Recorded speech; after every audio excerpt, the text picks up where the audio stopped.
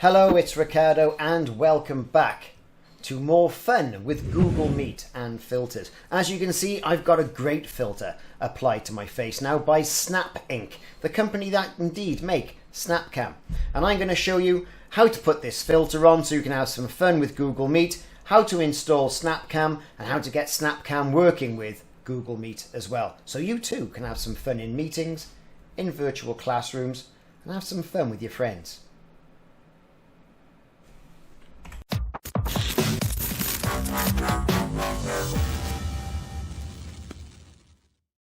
Now what you want to be doing to get this software is get yourself to snapcamera.snapchat.com and you get the official Snapcamera website. This will allow you to download the particular version of Snapcam for your PC or Mac OS device. There are some system requirements that are all stated on the download screen, in particular Windows 10 64-bit or newer and Mac OS 10.13 or newer. At the moment, as this video is being done, it's not available for iOS or Android. Now, read the licensing agreement. If you're happy with it, say you've read the agreement and agree, say you're not a robot, put an email account in and download the version for you. Once you've downloaded the software of your choice for your platform of choice, it's time to guide yourself through the wizard. Typical standard Windows wizard. Select your destination. Do you want a desktop shortcut? Bang, click next, it'll install, and all you have to do is wait for it to complete and then select to run the software. Once you run the software, you'll be taken to the next screen. Now, as you can see, I'm in Snapcam after it's successfully loaded. And at the top, featured section, you can see the cartoon style filter by Snap Inc. There are several in there as well that the community have created as well. You can, raise your eyebrows, turn yourself into a cat. There's lots of other community lenses you can put on. You can say you want to work from home. You can have math equations floating around you. You can put your tie on your head. Oh my God, you can even do some sort of studying filters as well. There's loads that's being created by the community. Even, let's face it,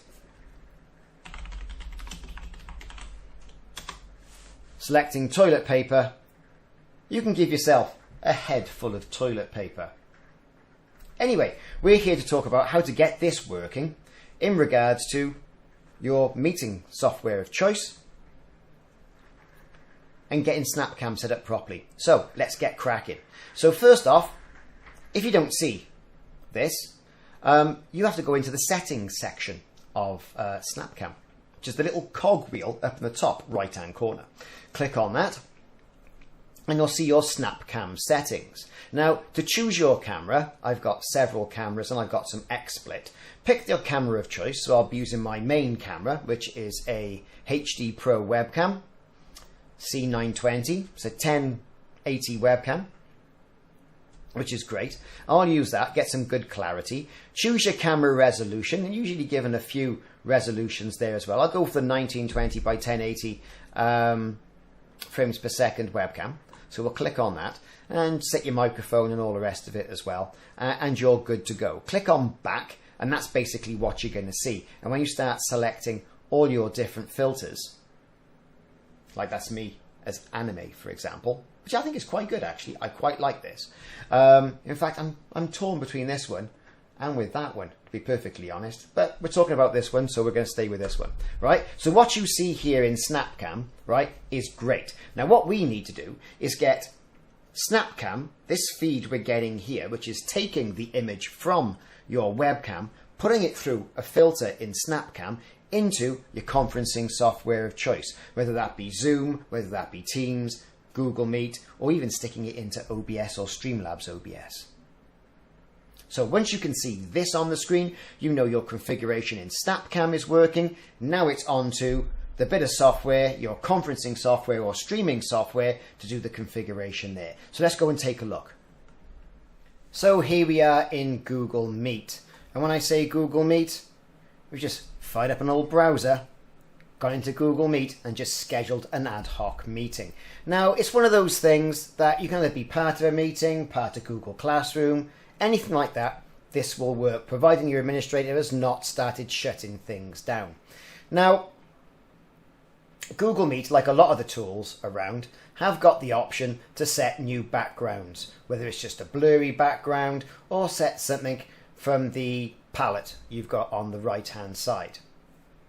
All that being said, we're concerned with getting our Snapcam footage directly into Google Meet. So we'll go with a nice colour. We'll turn our camera on and you can see nothing happens. Why is that? Well, I'll tell you. We haven't set our camera feed to reflect Snapcam. So you go into more options,